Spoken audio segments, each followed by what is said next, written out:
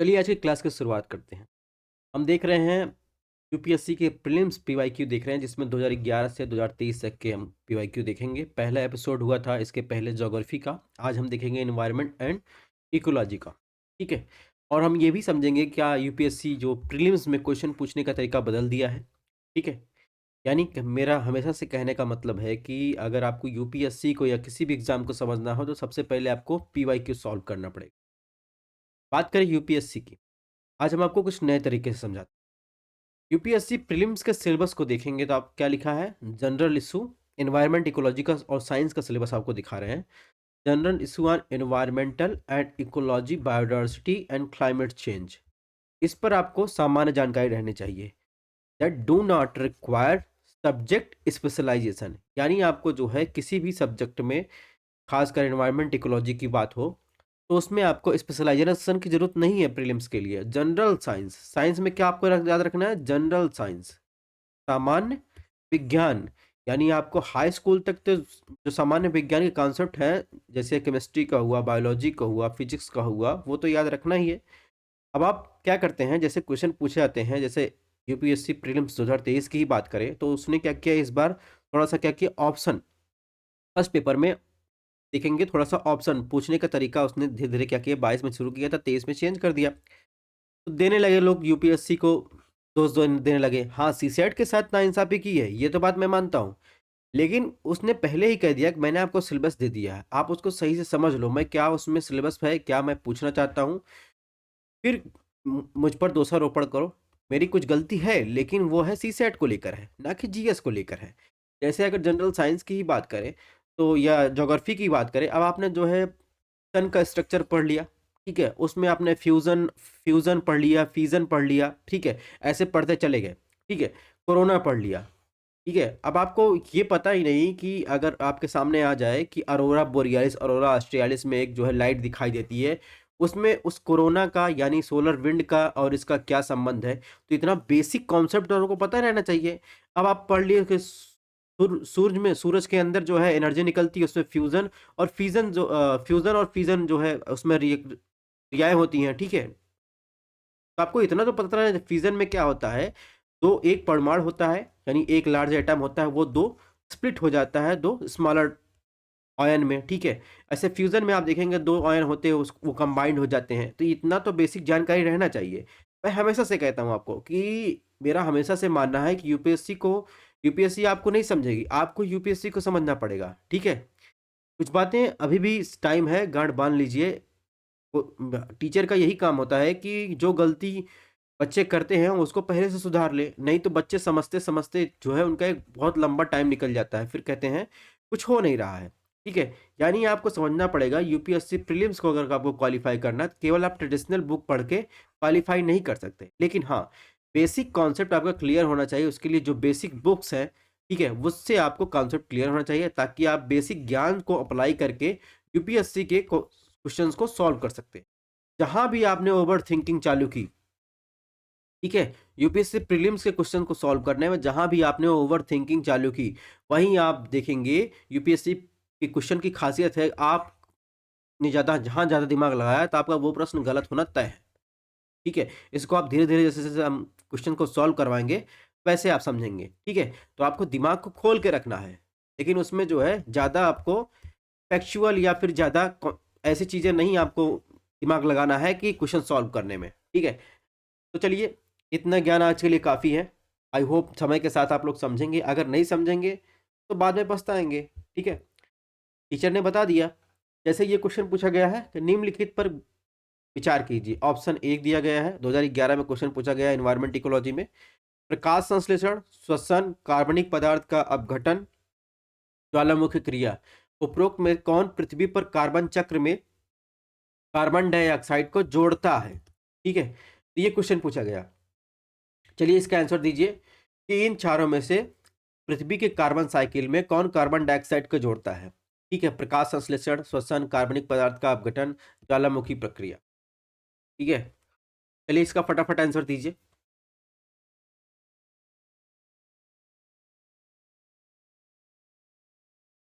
तो आप देखेंगे कार्बन साइकिल में, आप देखेंगे एटमॉस्फेयर से क्या करते हैं हम प्रकाश संश्लेषण में, कार्बन डाइऑक्साइड ठीक है। कार्बन डाइऑक्साइड जो है हम हम कार्बन डाइऑक्साइड छोड़ते हैं, ऑक्सीजन लेते हैं, और जो भी अपघटित पदार्थ हैं उनके डिकम्पोजिशन में कार्बन डाइऑक्साइड का भी यूज होता है। ज्वालामुखी से आप देखेंगे तो कार्बन डाइऑक्साइड, सल्फर के ऑक्साइड, आईएस, फ्लाई ऐश की बात करें, ठीक है, ठीक है, और पीएम पार्टिकल, ये सब निकलते हैं। कहने का मतलब है इसमें सिर्फ प्रकाश संश्लेषण को छोड़ दें, ये आप देखेंगे प्रकाश संश्लेषण यानी भोजन बनाने में अपने जो है कार्बन डाइऑक्साइड का यूज नहीं करता है, तो इसमें देखेंगे बाकी जो है इसमें चारों सही हैं। यानी कहने का मतलब प्रकाश संश्लेषण की बात करें तो प्रकाश संश्लेषण एक ऐसी प्रक्रिया होती है जिसमें पौधों द्वारा सूर्य के जो प्रकाश ऊर्जा को रासायनिक ऊर्जा में परिवर्तित किया जाता है, जिसका उपयोग जीवों के लिए ऊर्जा के रूप में किया जाता है। तो आप इसमें देखेंगे पौधों द्वारा जो है कार्बन से जो भोजन बनाने के लिए हवा से कार्बन डाइऑक्साइड को हटा दिया जाता है, ठीक है। तो इस प्रकार इसमें देखेंगे जो जो जो इसमें ऑप्शन है, ऑप्शन एक, ये फोटोसिंथेसिस इसमें शामिल नहीं होगा, ठीक है। तो ये बातें क्लियर हो गई कि कैसे इसमें फोटोसिंथेसिस शामिल नहीं होगा। बाकी आप देखेंगे इसमें श्वसन में, कार्बन चक्र से, कार्बन साइकिल में इसका जुड़ाव है, कार्बनिक पदार्थों का अपघटन में भी जुड़ाव है, ज्वालामुखी क्रिया में इसका जुड़ाव है, लेकिन आप देखेंगे प्रकाश संश्लेषण में इसका जुड़ाव नहीं है। तो यही चीज़ें आपको समझनी है, बेसिक बातें यही आपको समझनी है, ठीक है। ठीक है, और इसके अगर क्लासेस की पीडीएफ चाहिए तो आप हमारे टेलीग्राम चैनल को फॉलो कर सकते हैं स्कैन करके, या फिर स्टडी एनालिसिस नाम सर्च कर सकते हैं, व्हाट्सएप पेज भी ज्वाइन कर सकते हैं, हमारा 2 यूट्यूब चैनल है, इसको सब्सक्राइब भी कर सकते हैं। चलिए और बेहतर तरीके से समझने हैं, अगर ये क्वेश्चन ना समझ में आया हो तो 1-2 बार और दिमाग लगाइएगा, और बेहतर तरीके से आपको नेक्स्ट क्वेश्चन में समझाते हैं कैसे और क्वेश्चन यूपीएससी पूछता है। जैसे एक बार फैक्चुअल जानकारी पूछा, ये भी आप देखेंगे थोड़ा दिमाग लगाएंगे तो हो जाएगा। तो भारत के संदर्भ में निम्नलिखित केंद्रीय अधिनियमों पर विचार कीजिए। कौन सा अधिनियम देश में जैव विविधता के संरक्षण के लिए प्रासंगिक या प्रभावी है? जाहिर सी बात है ये क्वेश्चन पूछा गया था, सबको पता नहीं होगा, एग्जैक्ट आंसर नहीं पता होगा कि क्या बायोडायवर्सिटी कंजर्वेशन में सहायक है कि नहीं, कहीं ना कहीं इसमें प्रावधान किया है गया है कि नहीं। लेकिन देखिएगा इसमें लिखा आयात और निर्यात नियंत्रण अधिनियम 1947, खनन और खनिज विकास अधिनियम 1957, सीमा शुल्क अधिनियम 1962, भारतीय वन अधिनियम 1927। अब इसमें आप कई लोगों ने इसमें फटाक से लगा दिया होगा, कई लोग समझ भारतीय वन अधिनियम है तो ये ऑप्शन सही होगा, लेकिन सीमा शुल्क में ऐसा जैव विविधता संबंधित कोई प्रावधान दिया नहीं है। खनन खनिज विकास है तो इसमें भी एनवायरनमेंट से संबंधित होगा, तो ये भी सही हो जाएगा, लेकिन आयात और सीमा शुल्क को लेकर कंफ्यूजन होगा। लेकिन हालांकि आप देखेंगे इसमें चारों में आप देखेंगे जैव विविधता संरक्षण संबंधित प्रावधान है, ठीक है। यानी कस्टम एक्ट की बात करें तो इसमें आप देखेंगे इंपोर्ट एक्सपोर्ट में देखेंगे गुड्स जो भी इंपोर्ट एक्सपोर्ट होता है, इसमें भी आप देखेंगे जो भी इंडेंजर्ड स्पीसीज हैं और प्रोडक्ट हैं उन पर देखेंगे रेगुलेशन लागू होता है। कहने का मतलब आप देखेंगे इनमें चारों ऑप्शन सही है, यानी चारों में आप देखेंगे बायोडायवर्सिटी कंजर्वेशन को लेकर कहीं ना कहीं प्रावधान है, ठीक है। तो इसके अलावा देखेंगे इसमें इंपॉर्टेंट एक्ट्स है जो पास किए गए रिलेटेड एनवायरनमेंट एंड बायोडायवर्सिटी से लेकर यहाँ पर सारी लिस्ट दी गई है। इसके अलावा अन्य भी आप देखेंगे रूल्स रेगुलेशन बनाया गया है एनवायरनमेंट और बायोडायवर्सिटी को लेकर, जिसमें यहाँ पर जैसे नेशनल फॉरेस्ट पॉलिसी को लेकर, national agriculture policy, water policy, environment, ठीक है। तो कस्टम में भी आप देखेंगे तो उसमें जो भी ट्रांसपोर्ट होता है स्पीसीज को लेकर, इंडेंजर्ड स्पीसीज लेकर, उससे भी रिलेटेड रूल रेगुलेशन है, ठीक है। ये बातें क्लियर हो गई। अब और बेहतर तरीके से समझते हैं, ठीक है। क्वेश्चन नंबर 3 की बात करते हैं। इसने पूछा है पारिस्थितिकी तंत्र की उत्पादकता के संदर्भ में समुद्री उत्थान यानी अपवेलिंग क्षेत्र महत्वपूर्ण होता है क्योंकि ये निम्नलिखित माध्यम से समुद्री उत्पादकता बढ़ाते हैं। ऑप्शन 1, सतह के सूक्ष्म जीवों को विकसित करके, सतह पर पोषक तत्व लाकर। ऑप्शन डी, नीचे रहने वाले जीवों से सतह पर लाकर। तो आपको बताना है किस माध्यम से अपवेलिंग जो है ओशियन इकोसिस्टम की उत्पादकता को बढ़ाता है, ठीक है। चलिए इसका फटाफट आंसर दीजिए। तो आप देखेंगे जब अपवेलिंग करंट होती है, जैसे इधर से विंड आई, ठीक है, तो इधर से जो लेस डेंसर पानी रहता है वो हाई डेंसर की तरफ जो है पानी फ्लो होता है। तो इधर से जब पानी, जैसे सपोज ये क्या है, सी फ्लोर है, ठीक है, यहाँ से हवाएं चली, हवाएं इधर से चली तो इधर से जो है लेस डेंसर हवा को, जल को लेकर हाई डेंसर की तरफ चली। जब यहाँ देखेंगे पानी इकट्ठा हो जाता है, दबाव पड़ता है, तो जो हाई डेंसर जल है वो नीचे बैठने लगता है, ब्रेक सर्कुलेशन जो है क्रिएट होता है। तो इससे जो नीचे यहाँ पर देखेंगे हाई न्यूट्रिएंट रिच जो भी मिनरल्स है वो ऊपर की तरफ आ जाते हैं, जिससे देखेंगे फाइटोप्लैंक्टन की बूम की जो है आप घटना देखने को मिलेगी। ठीक है, यहाँ पर फ्लाइटन्स की संख्या बढ़ जाती है क्योंकि यहाँ पर न्यूट्रिएंट्स मिल जाते हैं, यानी सतह पर पोषक तत्व आ जाते हैं। तो कुल मिलाकर आप देखेंगे इसमें ऑप्शन 2 इसमें सही होगा, क्योंकि अपवेलिंग की वजह से समुद्री सतह पर देखेंगे पोषक तत्वों की मात्रा बढ़ जाती है जो नीचे रहते हैं। ठीक है, तो ये इसका आंसर होगा ऑप्शन 2। इससे और सारे क्वेश्चन पूछे गए हैं, आगे देखेंगे। इसी का देखेंगे इंग्लिश में यहाँ पर ट्रांसलेशन दिया गया है। ध्यान रखना, अपवेलिंग करंट से आप देखेंगे जो नीचे सतह पर आप देखेंगे न्यूट्रिएंट्स मौजूद रहते हैं, वो ऊपरी सतह पर आ जाते हैं, जिससे फाइटोप्लैंक्टन बूम की घटना देखने को मिलती है। क्वेश्चन नंबर 4 देखिए देखिए क्या दिया गया है। हाल के दिनों में मानवीय गतिविधियों के कारण वायुमंडल में कार्बन डाइऑक्साइड की सांद्रता में वृद्धि हुई है, लेकिन इसका अधिकांश भाग निचले वायुमंडल में नहीं रहता है, क्योंकि ऑप्शन 1 इसका बाहरी समताप मंडल से पलायन हो जाता है, यानी बाहर निकल जाता है ठीक है। ऑप्शन 2 महासागर में फाइटोप्लैंक्टन द्वारा प्रकाश संश्लेषण में। ऑप्शन 3 ध्रुवीय बर्फ पेटियों की चोटी में हवा में फंसना। तो इसमें बताना है कौन सा कथन सही है। मानवीय गतिविधियों के कारण वायुमंडल में कार्बन डाइऑक्साइड की सांद्रता वृद्धि होती है, इसका क्या जो है कारण है कि अधिकांश भाग जो है निचले वायुमंडल में नहीं रह पाते। ठीक है, इसी का कारण बताना है। तो देखिए, सबसे पहले इसका आंसर आप बताइए, तब हम आपको बताते हैं।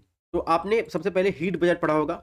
हीट बजट में आप देखेंगे कि सन एनर्जी से देखेंगे तो शॉर्ट वेव रेडिएशन के रूप में एनर्जी आती है। तो कुछ एनर्जी जो आप देखेंगे ओशन और लैंड द्वारा ऑब्जॉर्व कर ली जाती है। फिर आपको एक बात पता है कि जितनी भी वायुमंडलीय घटनाएं होती हैं वो क्षोभ मंडल तक होती हैं। ठीक है, बादल बनना ये सब सब देखेंगे तो क्षोभ मंडल में ये सब मौसमी घटनाएं होती हैं। रात में जब पृथ्वी ठंडा होती है तो वो जितनी भी एनर्जी रहती है अवशोषित कर देती है, वो बाहर निकालती है। ठीक है, तो उसमें जो बादल रहते हैं निचली सतह द्वारा, इसमें कार्बन डाइऑक्साइड और ये सब हुआ, ठीक है, वाष्प हुआ, ये अवशोषित कर लेते हैं, जिससे सतह के जो है निचले तापमान में वृद्धि हो जाती है। ठीक है, और उसके ऊपर क्षोभ मंडल के ऊपर क्या होता है, स्ट्रेटोस्फीयर होता है, समताप मंडल होता है। समताप मंडल में आप देखेंगे ओजोन लेयर होती है, तो जितनी भी हानिकारक अल्ट्रावायलेट रेड होती है उसको जो क्या करता है, अवशोषित कर लेता है। ठीक है, तो इससे क्या होता है आप देखेंगे, तो इससे ये ऑप्शन तो गलत हो जाता है। इसका जो है जो कार्बन डाइऑक्साइड रहता है बाहरी समताप मंडल में पलायन बाहर निकल जाता है, वो निकलने ही नहीं देता, ऑब्जॉर्ब हो जाता है। ठीक है, क्षोभ मंडल, ये ऑप्शन गलत हो जाएगा। ध्रुवीय बर्फ की चोटियों पर हवा में फंसना, ये तो कहीं पे सही नहीं है, ना ही कहीं प्रूफ हुआ है। ऑप्शन 2 इसमें सही है। महासागरों में फाइटोप्लैंक्टन द्वारा प्रकाश संश्लेषण के कारण जो है आप देखेंगे इसकी सांद्रता में वृद्धि हो जाती है, तो इसमें ऑप्शन 2 जो है सही है। ठीक है, कार्बन डाइऑक्साइड का यूज करके जो है आप देखेंगे ये अपना काम चलाते हैं फाइटोप्लैंक्टन्स भोजन वगैरह में। ठीक है, इसके अलावा ग्रीन हाउस गैसेस में देखिए क्या है, ग्रीन हाउस गैसेस की बात ही कर रहे थे, जैसे कार्बन डाइऑक्साइड हो गया, सल्फर डाइऑक्साइड हो गया, ओजोन हो गया, तो इन सब की बात कर रहे थे। जैसे हमने इसमें बताया कि ग्रीन हाउस गैसेस का जो है आप देखेंगे अल्ट्रावायलेट रेज का यूज क्या करती हैं, समताप मंडल अवशोषण कर लेती है। ठीक है, तो आपने हीट बजट पढ़ा होगा, कई सारे कॉन्सेप्ट, बेसिक कॉन्सेप्ट मिलाकर इस आंसर को सही कर सकते हैं। इसके अलावा एटमॉस्फेरिक कंपोजिशन आपको ध्यान रखना है। ठीक है, कौन कौन सी गैसें पाई जाती हैं, इससे भी क्वेश्चन पूछे जाते हैं। तो आई होप ये कॉन्सेप्ट आपको क्लियर हुआ होगा कि कैसे जो है आप देखेंगे मानवीय गतिविधियों से वायुमंडल में कार्बन डाइऑक्साइड सांद्रता वृद्धि हो रही है, लेकिन अधिकांश भाग में निचले वायुमंडल में ये कार्बन डाइऑक्साइड नहीं रह जाती है, क्यों। ठीक है, तो इसमें एक और 3 आंसर गलत है, ऑप्शन 2 ही सही होगा। ठीक, क्वेश्चन नंबर 3 की बात करते हैं। क्वेश्चन नंबर 3 में क्या पूछा, क्वेश्चन नंबर 5 है। ऐसे पूछा, निम्नलिखित में 3 मानदंडों ने पश्चिमी घाट श्रीलंका भारत बर्मा क्षेत्र में जैव विविधता हॉटस्पॉट के रूप में मान्यता प्रदान की है। ये भी 2011 में पूछा गया है। इसमें बताता है उपरोक्त में 3 कौन से सही मानदंड हैं जिनके आधार पर म्यांमार, पश्चिमी घाट और श्रीलंका में जो है बायोडायवर्सिटी हॉटस्पॉट के रूप में मान्यता दी गई है। प्रजातियों की समृद्धि, वनस्पति घनत्व, स्थानिकवाद, जाति, वनस्पति महत्व, खतरे की अवधारणा, गर्म और आर्द्र परिस्थितियों में वनस्पति और जीवों का अनुकूलन। ठीक है, तो आपको बताना है किस 3 आधार पर जो है इन तीनों स्थानों को बायोडायवर्सिटी हॉटस्पॉट की मान्यता दी गई है। ठीक है, तो सबसे पहले आप देखेंगे इसमें जो है आप देखेंगे इस एरिया में पश्चिमी घाट में, श्रीलंका में और भारत म्यांमार क्षेत्र में बायोडायवर्सिटी जो आप देखेंगे बायोडायवर्सिटी सबसे ज़्यादा पाई जाती है। इसके अलावा देखेंगे वहाँ पे लोकल जो प्रजाति है वो भी आपको ज़्यादा देखने को मिलेगी, और इसके अलावा वहाँ पर खतरे की संभावना है। इसके कारण आप देखेंगे इन 3 कारणों के कारण जो है वहाँ पर 1, 3, 5 इन 3 कारणों के कारण जो है वहाँ पर बायोडायवर्सिटी हॉटस्पॉट की मान्यता दी गई, यानी ऑप्शन सी इसमें सही हो जाएगा। बात करें बायोडायवर्सिटी हॉटस्पॉट की, तो बायोडायवर्सिटी होता क्या है? तो जैव विविधता को सामान्य अर्थ में समस्त जीवों, जिसमें पौधे और प्राणियों की प्रजातियों में पाई जाने वाली विविधता के रूप में देखते हैं। इस बायोडायवर्सिटी शब्द का सबसे पहले प्रयोग देखेंगे आर.एफ. डेसमैन ने 1968 में किया था। 3 प्रकार की बायोडायवर्सिटी होती है: आनुवांशिकता, प्रजाति और इकोसिस्टम यानी पारतंत्री। अब बायोडायवर्सिटी हॉटस्पॉट की थोड़ा बात कर ले, तो हॉटस्पॉट की संकल्पना सबसे पहले जो है आप देखेंगे नॉर्मन मेयर द्वारा जो है 1988 में लाया गया था। इन्होंने 3 आधार पर जो है सीमांकन किया। किसी प्रदेश में 1500 से स्थानीय प्रजातियाँ पाई जाती हों, जो विश्व की 3 लाख जीवित प्रजातियों का जो 0.5% है। दूसरा इन्होंने कैटेगरी बताई इसमें, किसी प्रदेश में कम से कम 70% से अधिक मूल जैविक जातियाँ नष्ट हो चुकी हों। तीसरा इन्होंने बताया कि सागरीय हॉटस्पॉट्स के संबंध में कोरल रीफ्स, मछलियाँ आदि को सम्मिलित किया जाता है। तो ये देखेंगे, ये इन्होंने कैटेगरी बताई कि किसी क्षेत्र को बायोडायवर्सिटी हॉटस्पॉट घोषित करने के लिए ये 3 क्राइटेरिया होना चाहिए। अधिकतर हॉटस्पॉट देखेंगे तो उष्णकटिबंधीय और अर्ध उष्णकटिबंधीय में पाए जाते हैं। ठीक है? Next question, question number 6। Question number 6 में क्या पूछा है? इसे पूछा international union for conservation of nature and natural resources यानी आईयूसीएन द्वारा प्रकाशित रेड डाटा बुक्स निम्नलिखित सूची में शामिल है। ऑप्शन 1 जैव विविधता हॉटस्पॉट में मौजूद स्थानिक पौधे और पशुओं की प्रजातियां। ऑप्शन 3 विभिन्न देशों में प्राकृतिक और प्राकृतिक संसाधनों के संरक्षण हेतु संरक्षित स्थल। ऑप्शन 2 संकटग्रस्त पौधों और जानवरों की प्रजातियां। ठीक है, तो आपको बताना है कितने इसमें आंसर सही है। 1 2 3 में तीनों सही है, 1 2 सही है, 1 सही है। आपको इन कोड का प्रयोग करके इसमें आपको आंसर बताना है।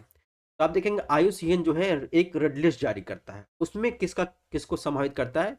उसमें भी आप देखेंगे जितनी भी संकटग्रस्त पौधे रहते हैं और दूसरा क्या, जानवर, उनको आप देखेंगे उन प्रजातियों को शामिल करता है, जिसमें ऑप्शन 2 सही हो जाएगा, बाकी 1 और 3 सही नहीं है। ठीक है? इतना तो बेसिक आंसर है, तो बेसिक आपको आईयूसीएन के बारे में पता होगा, आईयूसीएन का काम पता होगा, तो आप ये आंसर सही कर ले जाएँगे। अब बात करें आईयूसीएन की, तो आईयूसीएन की स्थापना 5 अक्टूबर 1948 की हुई थी। इसका जो मुख्यालय है स्विट्जरलैंड लैंड में है। ठीक है, इसे देखेंगे वर्ल्ड कंजर्वेशन यूनियन के नाम से भी जाना जाता है। अब आईयूसीएन रेड लिस्ट जारी करती है, जिसमें आप देखेंगे पौधों और जानवरों की प्रजातियों की वैश्विक संरक्षण की स्थिति को दर्शाया जाता है। ठीक, आईयूसीएन यूनाइटेड नेशन का भाग नहीं है, बल्कि आप देखेंगे यूनाइटेड नेशन का एक अंग है, यूनाइटेड नेशन जनरल असेंबली, उसके द्वारा इसे ऑब्जर्वर का स्टेटस दिया गया है। ठीक है? तो ये तो आईयूसीएन के बारे में बेसिक जानकारी रहनी चाहिए, इतना ही डिमांड करता है यूपीएससी। और कोई भी एग्जाम, जब भी कोई भी एग्जाम लेता है तो वो अपना सिलेबस दे देता है, उसके अकॉर्डिंग क्वेश्चन पूछता है। डिपेंड करता है कि आप उसको किस तरीके से देख रहे हैं। नेक्स्ट क्वेश्चन की बात करें, इसमें 2011 में ये भी क्वेश्चन पूछा गया कि रेतीला और खारा क्षेत्र एक भारतीय पशु प्रजाति का प्राकृतिक आवास है। उस क्षेत्र में इस जानवर का कोई शिकारी नहीं है, लेकिन इसके निवास स्थान नष्ट होने के कारण इसका अस्तित्व खतरे में है। निम्नलिखित में कौन सा जानवर वह हो सकता है? भारतीय जंगली भैंस, भारतीय जंगली गधा, भारतीय जंगली सुअर, भारतीय चिंकारा। तो आप देखेंगे ये कच्छ के रण के बारे में जो है पूछ रहा है। सबसे पहले आपको यहाँ से पता चल जाने, वो रेतीला भी है और खारा क्षेत्र भी है। ठीक है?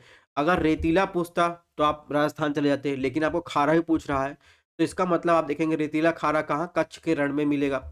और भाई भारतीय पशु प्रजाति है जिसका प्राकृतिक आवास स्थल है, तो आप देखेंगे ये बात कर रहा है भारतीय जंगली गधा। ठीक है? जो कच्छ के रण में पाया जाता है, लेकिन वहां पर निवास स्थान उसका खतरे में है। ठीक है? तो ये है कच्छ का रण। इसी का देखें इंग्लिश ट्रांसलेशन दिया गया है, तो आप देखेंगे हमने बाइलिंगुअल बनाया है, हिंदी और इंग्लिश दोनों में आपको आंसर और क्वेश्चन दिया है। ये यूपीएससी का और हर स्टेट पीसीएस का ये सेक्शन बहुत ज़्यादा फेवरेट है, जिसमें एल्गी ब्लूम से घटनाएं पूछता है और उसके इफेक्ट को पूछता है। जैसे हमने फाइटोप्लैंक्टन देखा, कितने फाइटोप्लैंक्टन से एल्गी से क्वेश्चन पूछे हैं। 2011 में ही इतने क्वेश्चन पूछते हैं, हर साल क्वेश्चन पूछते हैं। तो इसीलिए कहते हैं ये यूपीएससी का एवरग्रीन सब्जेक्ट है और एवरग्रीन क्वेश्चन है। भारत के समुद्री जल में हानिकारक शैवाल यानी एल्गी ब्लूम प्रस्फोटन दिखने लगे में वृद्धि पर चिंता व्यक्त की है। इस घटना के लिए क्या कारण हो सकते हैं? आपको सही उत्तर बताना है। मुहाने पर पोषक तत्वों का निकलना, यानी आप देखेंगे जो इकोसिस्टम है, वाटर इकोसिस्टम है, समुद्र इकोसिस्टम है, उसमें जो है आप देखेंगे जो गंदा पानी होता है पोषक तत्वों का छोड़ा जाना। ऑप्शन 2 मानसून के दौरान भूमि से अपवाह, यानी मानसून के दौरान जो है नालियों से, नदियों से जो है समुद्र में वो सभी कचरे और पोषक तत्व जहाँ के समुद्र में मिलना। ऑप्शन 3, समुद्र में अपवेलिंग आना। तो आपको सही उत्तर बताना है कि जो एल्गी ब्लूम है वो चिंता का विषय क्यों बना हुआ है। ठीक है, तो आप देखेंगे हमने कई बार बताया है कि एल्गी ब्लूम की वजह जो आप देखेंगे जैसे कल कारखानों से और जो भी केमिकल है उसकी वजह से आप देखेंगे तो क्या होता है, चाहे जलीय इकोसिस्टम तालाब हो, समुद्र हो, उसमें आप देखेंगे तो उसमें पोषक तत्वों की मात्रा में वृद्धि हो जाती है। फिर क्या देखेंगे, जब एलगी को या फिर शैवाल को पोषक तत्व में वृद्धि होती है तो वो देखेंगे वो एक ग्रीन जैसा अलग अलग तरीके से क्या करें पूरे इकोसिस्टम में छा जाएंगे। इससे क्या हो जाएगा, जब प्रकाश संश्लेषण होगा तो ऊपर रहने वाले जीव को देखेंगे उनको सारी एनर्जी प्राप्त होगी, लेकिन उसके नीचे जो है देखेंगे उनको प्रकाश संश्लेषण से एनर्जी नहीं प्राप्त होगी, भोजन नहीं बना पाएंगे, वो क्या करेंगे मर जाएंगे। ठीक है, तो आप देखेंगे मुहाने से पोषक तत्वों का निकलना ये भी चिंता का कारण, इसका कारण भी एल्गी ब्लूम होता है। और इसके दौरान ये भी देखिए भूमि से अफवाह आ रहा है, इसके कारण भी एल्गी ब्लूम होता है।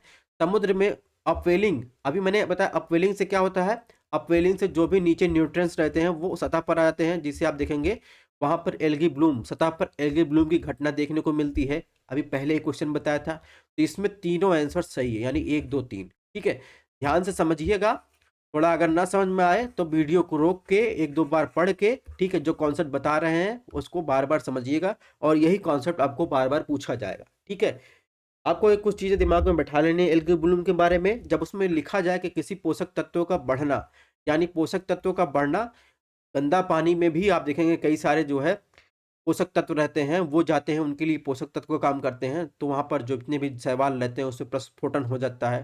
ठीक है, अपवेलिंग के कारण मैंने बताया उसे जो नीचे न्यूट्रिएंट्स रहते हैं वो सतह पर आ जाते हैं, जिनके कारण प्रस्फोटन देखने को मिलता है। इसमें तीनों सही है। ठीक है, अभी यही फिगर मैंने दिखाया था, इसमें अपवेलिंग कारण जो है आप देखेंगे तो क्या होता है, यहाँ पर इधर से जल सतह जो है हवा के द्वारा इधर लाया जाता है, जब यहाँ पर जल की सतह बढ़ जाता है, इधर कम हो जाता है, दबाव बढ़ता है, तो नीचे की करंट तरफ करंट चलने रहता है, फिर इसे ऊपर की तरफ जो है ये जल की साइकिल चलने लगती है, फिर जो नीचे न्यूट्रॉन्स रहते हैं वो सतह पर आते हैं और फाइटोप्लैंक्टन में देखेंगे एल्गी ब्लूम देखने को मिलता है। ठीक है, कुछ अध्ययन अभी हाल ही में हुआ था अरब सी में, देखेंगे जब शैवाल की जनसंख्या में वृद्धि देखने को मिली थी, लेकिन आप इसको एक्सेप्शन नहीं मान के चलिएगा। ठीक है, इसमें बताया गया है कि ग्लोबल वार्मिंग जो है एल्गी ब्लूम का खाड़ बना है, जबकि रासायनिक प्रदूषक इसके लिए जिम्मेदार नहीं है। ठीक है, तो न्यूज में था इसलिए आपको याद ध्यान रखना है। इसके अलावा देखिए कार्बन क्रेडिट, ये भी ये देखेंगे यूपीएससी के लिए अदर एग्जाम के लिए एवरग्रीन है। 2023 में इससे फिर इससे क्वेश्चन पूछा गया, 2011 में क्वेश्चन पूछा गया, इसके अलावा बीच में भी क्वेश्चन पूछे गए। चलिए बहरहाल इस क्वेश्चन को देखते हैं। इससे पूछा कार्बन क्रेडिट के संबंध में निम्नलिखित कथनों में कौन सा कथन सही नहीं है। ऑप्शन 1, क्योटो प्रोटोकॉल के संयोजन में कार्बन क्रेडिट प्रणाली की पुष्टि की गई थी। ऑप्शन बी, कार्बन क्रेडिट उन देशों या समूहों को प्रदान किया जाता है जिन्होंने ग्रीन हाउस गैसों को अपनाने उत्सर्जन कोटा को कम कर दिया है। ऑप्शन सी, कार्बन क्रेडिट प्रणाली का लक्ष्य कार्बन डाइऑक्साइड उत्सर्जन की वृद्धि को सीमित करना है। ऑप्शन डी, कार्बन क्रेडिट का व्यापार संयुक्त राष्ट्र पर्यावरण कार्यक्रम यानी आप देखेंगे यूनेप की बात कर रहा है, समय समय पर निर्धारित मूल्य पर किया जाता है। तो आपको बताना है कौन सा इसमें सही नहीं है कार्बन क्रेडिट के बारे में। ठीक है, चलिए इसका आंसर दीजिए। इसके पहले ही बताया है कि जो मैकेनिज्म होता है कार्बन क्रेडिट का वो तैयार करता है IPCC, Indian panel on climate change. ठीक है, वो उसका मैकेनिज्म तैयार करता है, इसमें यूनेप का कोई रोल नहीं है। ठीक है, तो इसमें ऑप्शन डी जो हो जाएगा सही हो जाएगा। ठीक है, यानी यूनाइटेड नेशन का एक इंटर गवर्नमेंटल पैनल है जिसे आईपीसी कहते हैं, वो मार्केट ओरिएंटेड मैकेनिज्म तैयार करता है कैसे ट्रेडिंग होगा। इसके अलावा देखेंगे अभी जो है कार्बन क्रेडिट बाजार भी न्यूज में था, क्योंकि केंद्रीय विद्युत मंत्रालय ने कार्बन क्रेडिट योजना में सुधारों की घोषणा की थी। ठीक है, कार्बन ट्रेडिंग होता क्या है, जैसे मान लीजिए सबके लिए कोटा निर्धारित कर दिया गया है कि आपको इतना जो है यहाँ तक जो है कार्बन का उत्सर्जन कर सकते हैं अपने विकास कार्यों को बढ़ाने के लिए। ठीक है, जीवाश्म ईंधन का इस्तेमाल करके। लेकिन सपोज एक उत्सर्जक है उसने इतना जो है ज़्यादा उत्सर्जन कर लिया। ठीक है, फिर क्या करेगा, इसने जो है जो भी उत्सर्जक है जितने लिमिटेड जो है वास्तविक उत्सर्जन किया है, घटा हुआ ग्लोबल ग्रीन हाउस गैस उत्सर्जन किया है, उसे क्या करेगा ये सेल कर सकता है। इसको कार्बन एक मार्केट होता है वहां पर सेल कर सकता है, और ये जो है अपनी हानि को पूरा करने वो खरीद कर जो है आप देखेंगे ये बराबर कर सकता है। यही होता है कार्बन मार्केट। ठीक है, अब देखिए 2023 में क्वेश्चन पूछा गया था, इसमें क्या पूछा गया है? इसमें भी कार्बन मार्केट से ही क्वेश्चन पूछा गया। इसमें ऑप्शन 1 दिया गया है, जलवायु परिवर्तन के खिलाफ लड़ाई में कार्बन बाजार सबसे व्यापक उपकरणों में से एक होने की संभावना है। कथन 2 दिया गया है, कार्बन बाजार निजी क्षेत्र के राज्य को संसाधन हस्तांतरित करते हैं। उपरोक्त कथनों के संबंध में कौन सा कथन सही है? ए, दोनों कथन सही है, 1 और 2। कथन 2, कथन ए का सही स्पष्टीकरण का ऑप्शन बी, दोनों कथनों में 1 और 2 सही है, लेकिन और कथन 2 ए का सही स्पष्टीकरण नहीं है। ऑप्शन सी, एक कथन सही है, 2 गलत है। ऑप्शन डी, कथन 1 गलत है, कथन बी सही है। तो आप देखेंगे, एक मैंने ये बात पहले ही बताई है कि जलवायु परिवर्तन के खिलाफ कार्बन मार्केट इसीलिए जो आप देखेंगे, इसीलिए है कि आप देखेंगे जलवायु परिवर्तन के खिलाफ जो है ये लड़ाई लड़ने में सहायक हो सके। लेकिन कहीं भी ऐसा नहीं लिखा है कि कार्बन बाजार में निजी क्षेत्र के राज्य को संसाधन हस्तांतरित करते हैं। हाँ, ये है कि जो आईपीसीसी है, जो मार्केट ओरिएंटेड मैकेनिज्म बनाता है, वो कहता है कि प्राइवेट मेंबर जो है, यानी प्राइवेट प्लेयर जो हैं, वो इसमें भाग ले सकते हैं, ठीक है? वो इसमें भाग ले सकते हैं, लेकिन रिसोर्स का हस्तांतरण की बात कहीं नहीं किया गया है। इस प्रकार देखेंगे, एक सही है, 2 गलत है, ठीक है? अब थोड़ा-सा यूनिप की चर्चा हो गई, तो यूनिप की चर्चा कर लेते हैं, आईपीसीसी की चर्चा कर लेते हैं। तो यूनिप की बात करें, तो यूनिप जो है आप देखेंगे, संयुक्त राष्ट्र पर्यावरण कार्यक्रम का एक वैश्विक पर्यावरणीय प्राधिकरण है, ठीक है? इसका मुख्यालय आप देखेंगे कहाँ, नैरोबी केन्या में है। जहाँ तक आईपीसीसी की बात कर रहे हैं, तो यूनिप और डब्ल्यूएमओ यानी विश्व मौसम संगठन ने मिलकर 1988 में जलवायु परिवर्तन पर एक अंतर सरकारी पैनल यानी आईपीसीसी का गठन किया था, ठीक है? और यूनिप जो आप देखेंगे, यूनिप की स्थापना 1972 में देखेंगे, जो स्टॉकहोम में कन्वेंशन हुआ था, उसके परिणाम स्वरूप संयुक्त राष्ट्र महासभा द्वारा की गई थी। इसके बारे में हम लोग डिटेल में चर्चा करेंगे, एक अलग से क्लास हम आपके लिए लाने वाले हैं, ठीक है? अब यूनिप की 1972 में गठन हो गया, 1988 में यूनिप और डब्ल्यूएमओ ने मिलकर आईपीसीसी गठन कर दिया।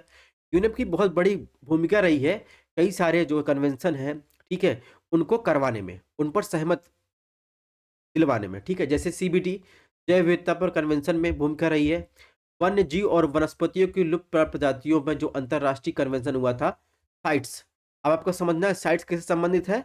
अंतर्राष्ट्रीय व्यापार किससे? वन्य जीव वनस्पतियों से, उनके ट्रेड से संबंधित है, लुप्तप्राय वनस्पतियों से संबंधित है। ये आपका पीटी क्वेश्चन तैयार हो गया। जंगली जानवर पर प्रवासी प्रजातियों के संरक्षण कौन सा है? सीएमएस, ठीक है? ओजोन परत संरक्षण के लिए वियना कन्वेंशन है, इसमें भी आप देखेंगे यूनेप ने महत्वपूर्ण भूमिका निभाई थी। पारा पर, लेड पर मिनमाता कन्वेंशन हुआ था, इस पर भी भूमिका निभाई थी। खतरनाक अपशिष्टों की सीमा पर गतिविधियों पर नियंत्रण पर निपटान के लिए बेसल कन्वेंशन हुआ था, इस पर यूनेप ने बहुत महत्वपूर्ण भूमिका निभाई थी। तो ये जो हाईलाइट करके लिखा गया है, ये आपके पीटी के लिए इंपॉर्टेंट है। सतत कार्बनिक प्रदूषक पर स्टॉकहोम कन्वेंशन हुआ था, ठीक है? इसके अलावा अंतर्राष्ट्रीय व्यापार के कुछ खतरनाक रसायनों और कीटनाशकों के लिए देखेंगे पूर्व सूचित सहमत पर प्रक्रिया पर रॉटरडैम कन्वेंशन पे भी यूनेप ने भूमिका निभाई थी। इसके अलावा देखेंगे यूनेप द्वारा ग्लोबल 500 अवार्ड भी दिया जाता है, और यूनेप के ही देखेंगे, यूनेप के गठन के 5 अक्टूबर को हुआ था, तो इसे जो है हर साल जो है देखेंगे विश्व पर्यावरण दिवस मनाया जाता है। अब आईपीसीसी की बात करें, तो जैसा कि मैंने बताया कि 1988 में यूनेप और डब्ल्यूएमओ ने मिलकर किया था। आईपीसीसी का मुख्यालय स्विट्जरलैंड जिनेवा में है। हाल ही में देखेंगे मार्च में आईपीसीसी की AR6 रिपोर्ट आई। पहली रिपोर्ट जब आई थी 1990 में आई थी, बनने के बाद 1988 की बात, ठीक है? ये देखेंगे तो जलवायु परिवर्तन संबंधित विज्ञान के आकलन के लिए संयुक्त राष्ट्र की विशिष्ट एजेंसी है। आईपीसीसी जब भी अपनी रिपोर्ट देती है, तो उस पर देखेंगे जो भी कॉप सम्मेलन होते हैं, तो आपने कई बार सुना होगा कि पृथ्वी का तापमान 1.5 डिग्री सेल्सियस इस ईयर में बढ़ने के लिए टारगेट किया गया है। तो ये सब देखेंगे, ये सब होता है आईपीसीसी की रिपोर्ट के आधार पर, ठीक है? और इसी के परिणाम स्वरूप आप देखेंगे पेरिस समझौता क्योटो प्रोटोकॉल को जन्म दिया गया है, ठीक है? आईपीसीसी की रिपोर्ट के मूल्यांकन के आधार पर ही, ठीक है? और 5वीं जो असेसमेंट रिपोर्ट थी आईपीसीसी, उस पर पेरिस समझौता पर वार्ता हुई थी, ठीक है? जैसा कि हमने कहा कि हम आपके लिए बहुत जल्द ही एक लेक्चर लाने वाले हैं, जिसमें IUCN 1948 से लेकर अर्थ समिट 1992 और इसके अलावा COP29 जो हाल ही में हुआ, वहाँ तक की क्रोनोलॉजी आपको समझाएँगे, ताकि ज़रा हट के आपको समझने में आसानी हो सके, कैसे मानव पर्यावरण पर कन्वेंशन चालू हुए, कैसे-कैसे भारत में संस्थाएँ का गठन हुआ, इंटरनेशनल स्तर पर गठन हुआ, कौन-कौन सी यूनाइटेड नेशन से संबंधित है, किसका संबंध नहीं है, ठीक है? तो ये सब सारी चर्चा करेंगे। अब बात करते हैं क्वेश्चन नंबर 10 की। ये भी आपके बेसिक कॉन्सेप्ट पर ही है। ऐसे पूछा है, अंटार्कटिका क्षेत्र में ओजोन छिद्र का बनना चिंता का एक कारण है। इस छिद्र का बनने का क्या कारण हो सकता है? ऑप्शन एक, प्रमुख क्षोभ मंडलीय अशांतियां यानी ट्रबुलेंस उपस्थित और क्लोरोफ्लोरोकार्बन का प्रवाह। ऑप्शन ए बी, प्रमुख पोलर जो वर्टिक्स होता है या फ्रंटल की बात करें, पोलर फ्रंटर और समताप मंडली बादलों की उपस्थित और क्लोरोकार्बन का जो है प्रवाह। ठीक है, और इसके अलावा ऑप्शन सी, ध्रुवीय वताग्र समताप मंडली बादलों के अनुपस्थित।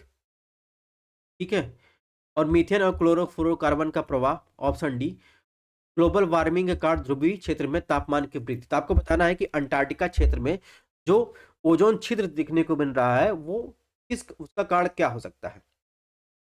तो एक चीज आपको बेसिक कॉन्सेप्ट एक चीज पता होगा कि आप अगर, चलिए आपको सिंपल लैंग्वेज, आज अगर रह रहे हैं कि यहाँ प्लेन एरिया में रह रहे हैं, ठीक है, प्लेन एरिया में रह रहे हैं तो आपको सांस लेने में परेशानी नहीं होगी, यानी आपको सघन वायुमंडल पाया जाएगा। ठीक है, यहाँ पर प्लेन एरिया में क्षोभ मंडल जो होता है वो काफ़ी ऊंचाई पर होता है। जैसे जैसे आप ऊंचाई पर बढ़ते जाएंगे, ठीक है, आप मान लीजिए हिमालय पर चले गए, हिमालय पर आप देखेंगे सांस लेने में आपको परेशानी हो जाएगी, वहाँ पर आपको विरल मंडल वायुमंडल पाया जाएगा। दूसरी बात, वो क्षोभ सीमा की आप देखेंगे, वो जो उसका एरिया है यानी सतह से क्षोभ मंडल सीमा का देखेंगे तो वो काफी कम हो जाता है। ठीक है, अभी हम आपको किलोमीटर में नहीं बता रहे, बस इतना समझ लीजिए सतह का कम हो जाता है। वैसे ही आप देखेंगे जो विषुवत प्रदेश से पोलर की तरफ जाएंगे तो क्षोभ मंडल की ऊंचाई में कमी आएगी। ठीक है, वहीं अंटार्कटिका की तरफ जाएंगे तो क्षोभ सीमा में आप देखेंगे कमी आ जाएगी।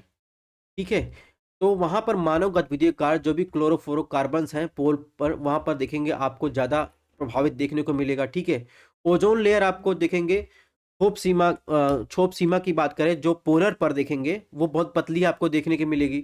ठीक है, और हार्मफुल जो भी अल्ट्रा वायलेट रेडिएशन है वो वहां पर ज्यादा प्रभावित होती देखने को मिलेगी। कहां पर? अंटार्कटिका में। यानी कहने का मतलब है, आप देखेंगे जो पोलर फ्रंटर होते हैं और समताप मंडली बादलों के अनुपस्थित के कारण और मीथेन और क्लोरोफ्लोरोकार्बन जो जो भी जितनी ग्रीन हाउस गैसेज है उनके प्रवाह कारण जो आप वहां पर ओजोन छिद्र देखने को मिल रहा है, यानी ऑप्शन सी इसमें सही हो जाएगा। ठीक है, आई होप आपको समझ में आया होगा। ठीक है, तो बहुत सारे बेसिक कॉन्सेप्ट क्लियर रहेंगे तो आप इसको कर सकते हैं। हम बार बार यही कह रहे हैं कि आपको बेसिक कॉन्सेप्ट क्लियर होना जरूरी है। सबसे पहले आपको बेसिक कॉन्सेप्ट में ये पता रहना चाहिए कि अगर हम सतह पर हैं तो वहां पर देखिए जो वायुमंडल होगा वो सघन होगा, और सघन वायुमंडल कार जो आप देखेंगे हमें सांस लेने में प्रॉब्लम नहीं होगी। ठीक है, वो हमारे ब्लड प्रेशर को और वायुमंडल के प्रेशर को मैनेज करता है। जैसे जैसे ऊंचाई बढ़ेंगे वैसे वैसे देखेंगे वायुमंडल सघन से विरल होता जाएगा, यानी कुल मिलाकर आप देखेंगे क्षोभ सीमा की जो है मोटाई कम होती जाएगी। वही सेम कॉन्सेप्ट अप्लाई होता है कहाँ पर? अंटार्कटिका पर अप्लाई होता है। ठीक है, इसके अलावा अभी हाल ही में लेटेस्ट न्यूज़ था अंटार्कटिका की बात करें तो अंटार्कटिका संधि न्यूज़ में थी। भारत को अंटार्कटिका के अस्थायी निवास बने 40 साल हो गए हैं, इसलिए न्यूज़ में था। 1983 में अंटार्कटिका में भारत का पहला अस्थायी अनुसंधान स्टेशन स्थापित किया गया था जिसका नाम था दक्षिणी गंगोत्री। वर्तमान में देखेंगे अंटार्कटिका में दक्षिणी गंगोत्री कार्यशील नहीं है। 3 अन्य अनुसंधान मैत्री 1988 में अभी चालू है, भारतीय 2012 में अभी चालू है, और भारतीय अंटार्कटिक अधिनियम 1981 में शुरू हुआ था। ठीक है, तो ये चीज़ें आपको ध्यान रखनी है। दूसरा, अंटार्कटिका की बात करें तो आर्कटिक काउंसिल की बात कर रहे हैं, कर लें। अभी हाल ही में न्यूज़ में था क्योंकि पृथ्वी विज्ञान मंत्रालय ने आर्कटिक के लिए भारत का पहला शीतकालीन यानी जो ठंडी के समय वैज्ञानिक अभियान शुरू करने का तय किया है। इसके पहले क्या था? इसके पहले जो है आप देखेंगे गर्मियों में अक्सर जो है वहाँ पर वैज्ञानिक अभियान किए जाते थे। ठीक है, 2008 में भारत ने आर्कटिक में नॉर्वे में स्लॉवार्ड में हिमाद्री नामक एक अनुसंधान स्टेशन बनाया था। भारत इसका पर्यवेक्षक है। ठीक है, और 2013 से भारत जो है आर्कटिक काउंसिल का पर्यवेक्षक का दर्जा प्राप्त है। 1920 में स्लॉवार्ड की संधि पर एक हस्ताक्षरकर्ता भी है भारत। आर्कटिक काउंसिल में कितने देश हैं? आप देखेंगे यूएसए, रूस, Canada, Denmark, Finland, Iceland, Norway, Sweden शामिल है। और आर्कटिक काउंसिल को ओटावा घोषणा पत्र के माध्यम से 8 आर्कटिक राष्ट्रों के मध्य स्थापित किया गया था। ठीक है, नेक्स्ट क्वेश्चन की बात करें, क्वेश्चन नंबर 11 है। इसमें देखिए, इसमें भी आपको बेसिक कॉन्सेप्ट ही लगाना है। बेसिक दिमाग लगाएंगे फटाक से ये आंसर कर लेंगे, इसका क्वेश्चन आंसर दे देंगे। इसमें क्या पूछा है? जैव विविधता यानी बायोडायवर्सिटी की निम्नलिखित प्रकार में मानव अस्तित्व का आधार बनती है। ठीक है, यानी biodiversity forms the basis for human existence in the following वे। मृदा निर्माण में, मृदा अपरदन की रोकथाम से, कचरे के पुनर्चक्रण में, फसलों के परागण से। ठीक है, तो आपको बताना है किस आधार पर जैव विविधता के संरक्षण में निम्नलिखित मानव के अस्तित्व का आधार बनती है। तो आप फसलों के परागण कैसे होगा? अगर फसलों का परागण होगा तभी तो फसल होंगी, इंसान खाएगा, जैव विविधता का संरक्षण होगा, ठीक है। मृदा कचरे का पुनर्चक्रण होगा, इससे भी होगा। मृदा के इरोजन में रोकथाम होगा, इससे भी बायोडायवर्सिटी कंजर्वेशन होगा। सॉइल निर्माण में भी मृदा बायोडायवर्सिटी कंजर्वेशन में भूमिका निभाता है, मानव अस्तित्व का आधार बनती है। इसमें देखेंगे चारों ऑप्शन सही है, ठीक है। ना समझ में आए, बार बार कह रहे हैं, वीडियो पॉज करिए, उसको पढ़िए। अगर कोई भी दिक्कत होती है तो कमेंट बॉक्स में कमेंट कीजिए, हम आपको और अच्छे से उसको ना समझ में आए कुछ चीज दूसरे तरीके से समझाने की कोशिश करेंगे, ठीक है। लेकिन आपको समझना तो है ही, बेसिक कॉन्सेप्ट क्लियर रहना चाहिए। अब क्वेश्चन नंबर 12 की बात करें, इससे पूछा हिमालय पर्वत प्रदेश में जाति यानी विविधता की दृष्टि से अत्यंत समृद्ध है। इस फिनोमिना के लिए कि निम्नलिखित में कौन सा कारण सबसे उपयुक्त है? ऑप्शन ए, यहाँ अधिक वर्षा होती है जो प्रचुर मात्रा में वनस्पति वृद्धि को बढ़ावा देती है, ठीक है। ऑप्शन बी, या विभिन्न जैव भौगोलिक प्रदेशों का संगम है। ऑप्शन सी, इस क्षेत्र में विदेशज और आक्रामक प्रजातियां नहीं पाई जाती हैं। ऑप्शन डी, यहाँ मनुष्यों का कम हस्तक्षेप है। तो आपको बताना, हिमालय पर्वत क्षेत्र में जो इतनी डाइवर्सिटी पाई जाती है, जैसे ईस्टर्न हिमालय में डाइवर्सिटी पाई जाती है, वेस्टर्न हिमालय में डाइवर्सिटी पाई जाती है, ठीक है। तो उसमें जो डाइवर्सिटी पाई जाती है उसका कारण क्या है? अधिक वर्षा होती है, ठीक है, प्रचुर मात्रा में वनस्पति वृद्धि को बढ़ावा देती है, ये तो बात है नहीं, ठीक है। मनुष्यों का कम हस्तक्षेप है, ये भी बात नहीं, मनुष्य का पूरा हस्तक्षेप है। इसके कारण बायोडाइवर्सिटी वहां पर जो है आप देखेंगे विस्तार नहीं होता। विदेशज और आक्रामक प्रजातियों का प्रवेश नहीं कराया गया है, ये भी गलत है, क्योंकि आप देखेंगे कई सारी वहां पर विदेशज और देशज प्रजातियां आप देखने को मिलेगी, ठीक है। अब इसमें क्या सही है? ऑप्शन बी सही है, क्योंकि आप देखेंगे वेस्टर्न और ईस्टर्न हिमालय में वहां पर ट्रांस हिमालय की विविधता देखने को मिलती है, इधर से ग्रेट हिमालय का विविधता देखने को मिलती है, इधर देखेंगे अराकान योमा वाला हिमालय की विविधता देखने को, यानी एक कंजक्शन पॉइंट है जहां पर कई सारी जो है आप देखेंगे जैव विविधता जाग आकर मिलती है, इसलिए वहां पर हिमालय के पर्वतीय प्रदेश में प्रजाति विविधता आपको ज्यादा देखने को मिलती है, यानी ऑप्शन बी इसमें सही हो जाएगा। अब बात करेंगे क्वेश्चन नंबर, नेक्स्ट बात करें 13 की बात करते हैं। ये भी उसी से संबंधित है। इसमें क्या पूछा गया? ये भी 2011 में पूछा गया है। उच्चतर अक्षांशों पर यानी उच्च अक्षांशों की तुलना में निम्न अक्षांशों में जैव विविधता सामान्यतः अधिक रहती है। ऑप्शन दो, पर्वतीय ढालों पर देखेंगे उच्च अक्षांशों की तुलना में निम्न अक्षांशों में जैव विविधता सामान्यतः अधिक रहती है। तो ये आप तो पढ़ने से पता चल रहा है कि इसमें दोनों सही है। जैव विविधता का मतलब क्या होता है? जिसमें समस्त जीवों, प्राणियों और पौधों और प्राणियों की विविधता पाई जाए, ठीक है। तीन प्रकार की विविधता, अनुवांशिक, प्रजाति और इकोसिस्टम। तो आप देखेंगे उच्च अक्षांश पर, यानी अगर आप इक्वेटर से जाएंगे पोल की तरफ तो आपको जो है पौधों की विविधता और पशु पक्षियों की विविधता में कमी देखने को मिलेगी, ठीक है। उष्णकटिबंधीय और उपोष्णकटिबंधीय एरिया में आपको जैव विविधता ज्यादा देखने को मिलेगी। वहीं पर्वतीय ढालों में आप देखेंगे उच्च अक्षांशों की तुलना में निम्न अक्षांशों पर जैव विविधता सामान्य से अधिक देखने को मिलती है। ये बात भी सही है, ठीक है। जितने भी मैक्सिमम नेशनल पार्क आप देखेंगे, ठीक है, वो आप देखेंगे जब जो नेचुरल हैबिटेट आपको देखने को मिलेगा वो विविधता आपको कहाँ मिलेगी? निम्न अक्षांशों पर देखने को मिलेगी, ठीक है, निम्न ऊंचाई पर। अब देखिए 2011 में एक और क्वेश्चन पूछा गया, ये है थर्मल पावर प्लांट से क्वेश्चन है, और सेम इसी से क्वेश्चन देखेंगे यूपी यूपीएससी प्रीलिम्स 2023 में दो क्वेश्चन पूछा गया है। अगर आपका ये बेसिक कॉन्सेप्ट क्लियर है, जैसे से पूछा गया कि carbon dioxide, nitrogen dioxide, sulphur dioxide उपयुक्त में से कौन सा उत्सर्जन ऊष्मीय यानी थर्मल पावर प्लांट संयंत्रों से में कोयला दहन से उत्सर्जित होता है, ठीक है। तो आप देखेंगे थर्मल पावर प्लांट यानी जितने या तो कोयले से चल रहे हैं, ठीक है। तो तीन प्रकार के पावर प्लांट हैं, ठीक है, या तो हाइड्रो पावर प्लांट यानी जल से बिजली बनाई जा रही है, कोयले से बिजली बनाई जा रही है, न्यूक्लियर पावर प्लांट, ठीक है, न्यूक्लियर से बिजली बनाई जा रही है। अब इन तीनों पावर प्लांट की बात करें, इन तीनों पावर प्लांट को ठंडा रखने के लिए क्या जरूरी है? पानी जरूरी है, ठीक है, पानी जरूरी है, क्योंकि लगातार बिजली उत्पादन नहीं, उनको ठंडा रखने के लिए आप देखेंगे, ठीक है, इनमें मोटर के माध्यम से इनको कूलिंग वाटर प्रोवाइड किया जाता है, ठीक है, ठंडा पानी प्रोवाइड किया जाता है। और इसके अलावा आपको ध्यान रखना है कोयले से आप देखेंगे सल्फर के ऑक्साइड, नाइट्रस के ऑक्साइड, पीएम पार्टिकल और क्या करते हैं पारा, फ्लाई एश, ये सब निकलते हैं। यानी इसमें देखेंगे carbon dioxide, nitrogen oxide, sulphur dioxide, ये तीनों निकलते हैं, ठीक है। अब इसमें मैंने बताया कि थर्मल पावर प्लांट हो, न्यूक्लियर पावर प्लांट हो, कोई भी प्लांट हो, अगर वो लगातार चल रहा है भाई उसको ठंडा भी तो होना है। ठंडा होने के लिए क्या करेंगे? कूलिंग वाटर, पानी की जरूरत पड़ेगी, ठीक है। अब इससे समझते हैं 2023 में कैसे क्वेश्चन पूछे गए बेसिक कॉन्सेप्ट से। अब इसे पूछा है यूपीएससी प्रीलिम्स 2023 में क्वेश्चन पूछा गया, भारत में कोयला आधारित ताप विद्युत संयंत्रों के संदर्भ में निम्नलिखित कथनों पर विचार कीजिए। ऑप्शन ए, इनमें कोई भी समुद्री जल का उपयोग नहीं करता है। ऑप्शन दो, इनमें कोई भी पानी की कमी जल संकट वाले जिले में स्थापित नहीं किया गया है। ऑप्शन तीन, इनमें कोई भी निजी स्वामित्व वाला नहीं है। इतने कथन सही है। ऑप्शन ए केवल एक कथन सही है। ऑप्शन बी दो कथन सही। ऑप्शन सी तीनों कथन सही। ऑप्शन डी इनमें से कोई कथन सही नहीं है। तो सबसे पहले आपको ध्यान रखिए, सबसे पहले ऑप्शन तीन देखिए। ऑप्शन तीन में क्या है, इनमें से जितने भी थर्मल पावर प्लांट है इनमें कोई भी निजी स्वामित्व वाला नहीं है। ये बात गलत है। अगर आप दिल्ली जैसे शहर में रह रहे हैं तो आपके पास जो है आप देखेंगे टाटा पावर कॉर्पोरेशन, ठीक है, ठीक है, बहुत सारे अलग अलग कंपनियों के जो है आप देखेंगे बिजली प्रोवाइड करवाती है, बिल आती है। ये बहुत देखेंगे मुंद्रा गुजरात पहले टाटा का था, अडानी ने ले लिया, ठीक है। महाराष्ट्र में कई सारे पावर प्लांट ऐसे हैं, थर्मल पावर प्लांट जो प्राइवेट मेंबर द्वारा चलाए जा रहे हैं। तो इसमें ऑप्शन तीन गलत हो गया, लेकिन तब भी आप इसको सही नहीं कर सकते। यही यहाँ पे यूपीएससी ने चेंज किया है कि एलिमिनेशन मेथड हटा दिया गया है, ठीक है। अब ऑप्शन दो की आते हैं।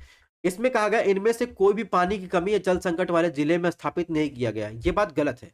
जहाँ तक अभी मैंने बताया मुद्रा ये गुजरात में स्थित है, यहाँ पर ऐसे जिले में स्थित है, ठीक है। यहाँ पर मुद्रा थर्मल पावर प्लांट में जहाँ पर देखेंगे यहाँ पर पानी की समस्या है, ठीक है। तो इसमें देखेंगे ऑप्शन दो गलत हो जाएगा, दिमाग लगाएंगे आराम से क्लियर हो जाएगा, ठीक है। तो दो गलत हो गया, अब बचा एक।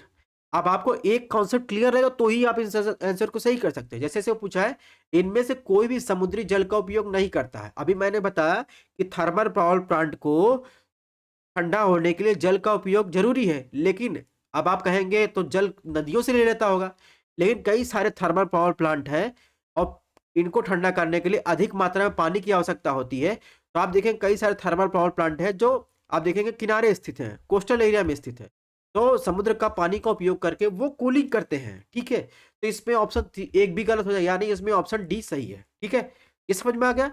ऐसे ही न्यूक्लियर पावर प्लांट को भी ठंडा रखने के लिए पानी की जरूरत पड़ती है, ठीक है। और न्यूक्लियर पावर प्लांट की लोकेशन आपको ध्यान रखनी है इसमें। चलिए नेक्स्ट क्वेश्चन की बात करें। नेक्स्ट क्वेश्चन कैसे पूछा गया था पीवाईक्यू 2023 में, इसे पूछा है जो भी इसे संबंधित है, पावर प्लांट से ही कोयला संबंधित है। पारा प्रदूषण के संबंध में निम्नलिखित कथनों पर विचार करें। ऑप्शन एक, सोने के खनन गतिविधि दुनिया में पारा प्रदूषण का एक स्रोत है। ऑप्शन दो, कोयला आधारित थर्मल पावर प्लांट पारा प्रदूषण के कारण बनते हैं। ऑप्शन तीन, पारे के संपर्क का कोई ज्ञात सुरक्षित स्तर नहीं है। कथन कितने कथन सही है, केवल एक कथन, केवल दो कथन, यानी केवल तीन कथन, नन ऑफ दिस, ठीक है। तो आप देखेंगे अभी मैंने बताया कोयला के दहन से जो कोयला थर्मल पावर प्लांट है वहां पर आप देखेंगे सल्फर नाइट्रस, ठीक है, पीएम पार्टिकल के साथ साथ आप देखेंगे वहां पर पारे का भी उत्सर्जन होता है। तो इस प्रकार इसमें दो सही है। अब ऑप्शन ए की बात करें, सोना के जो खदान है वहां पर देखेंगे पारे के प्रदूषण का एक स्रोत बनते हैं, ये बात भी सही है। और ऑप्शन तीन भी सही है, पारे के संपर्क का कोई ज्ञात सुरक्षित नहीं पता चला है, ठीक है। और अभी मैंने बताया पारा पर एक कन्वेंशन निर्माता कन्वेंशन, यानी इसमें तीनों ऑप्शन सही है। तो अभी आपने देखा कि मैंने जो स्टार्टिंग बताया था कि बेसिक कॉन्सेप्ट रहना जरूरी है और ज्यादा दिमाग नहीं लगाना है तो ही आपके क्वेश्चन सही हो पाएंगे, वो बात यहाँ पर सही साबित हुई, ठीक है। आशा करते हैं आपको क्लासेस पसंद आई होंगी। अगर क्लासेस पसंद आए तो ज़्यादा लोगों पर शेयर कीजिए। ऐसे ही क्लासेस हम आपको आप लोगों के लिए लाते रहेंगे, ठीक है। और अच्छी तरीके से आने वाले लेक्चर में समझेंगे। कोई भी दिक्कत हो आप कमेंट बॉक्स में कमेंट करके बता सकते हैं।